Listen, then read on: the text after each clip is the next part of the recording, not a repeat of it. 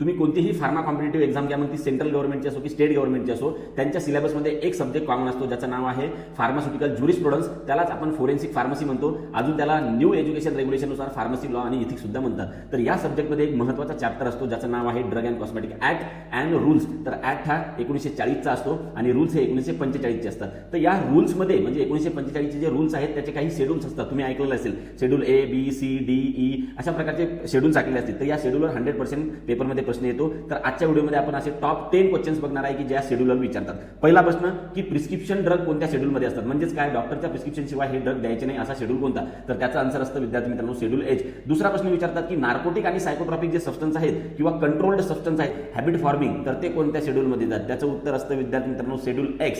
त्यानंतर तिसरा जो प्रश्न विचारतात विद्यार्थी मित्रांनो तर तो आहे की असा कोणता शेड्यूल आहे की ज्याच्यामध्ये गुड मॅन्युफॅक्चरिंग प्रॅक्टिसेसच्या रिक्वायरमेंट दिलेल्या आहेत. म्हणजेच कोणत्याही फार्मास्युटिकल इंडस्ट्रीला जर एखादा ड्रग मॅन्युफॅक्चर करायचा असेल तर त्यांना हे गुड मॅन्युफॅक्चरिंग प्रॅक्टिसेस म्हणजे GMP सोबत कंप्लाय करावं लागतं. किंवा हा शेड्यूल असतो शेड्यूल M. त्यानंतरचा नेक्स्ट जे क्वेश्चन असतो या शेड्यूलवर तर तो असतो विद्यार्थी मित्रांनो असा कोणता शेड्यूल आहे की ज्याच्यामध्ये क्लिनिकल ट्रायलच्या रिक्वायरमेंट किंवा क्लिनिकल ट्रायल्स बद्दल सगळी माहिती दिली असते.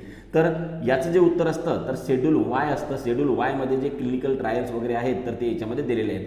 त्यानंतरचा नेक्स्ट इम्पॉर्टंट प्रश्न असा विचारतात की which schedule specify standard for pharmacy premises and equipment, म्हणजेच काय की फार्मसीमध्ये लागणारे इक्विपमेंट किंवा जे स्टँडर्ड्स आहेत किंवा एरिया जो आहे तो कोणत्या शेड्यूलमध्ये दिलेला असतो. याचं उत्तर असतं विद्यार्थी मित्रांनो शेड्यूल N.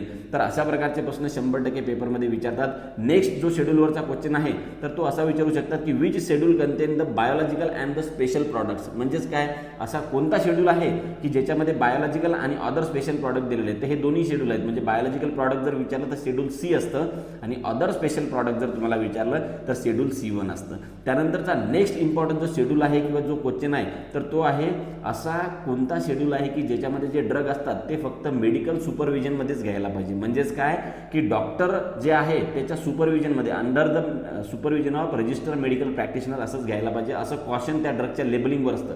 तर ते असतं शेड्यूल G विद्यार्थी मित्रांनो.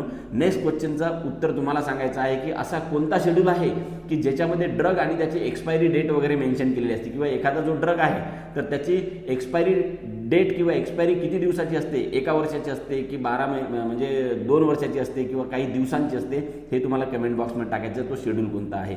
आणि नेक्स्ट इम्पॉर्टंट शेड्यूल आहे तो मोस्ट इम्पॉर्टंट आहे, लेकरं त्याच्यावर लक्ष देत नाहीत, तो कोणता आहे शेड्यूल K. आता हे शेड्यूल K काय असतो माहिती आहे का, काही जे ड्रग असतात त्यांना सेल करण्यापासून काही अटी सूट दिलेली असते, म्हणजे त्यांना एक्झाम्प्ट केलेलं असते, त्यांना काही सूट दिलेली असते, तो असतो शेड्यूल K. आणि हा अत्यंत महत्त्वाचा आहे, मुलं याच्यावर लक्ष देत नाही पण खूप महत्त्वाचा आहे. आलं लक्षात.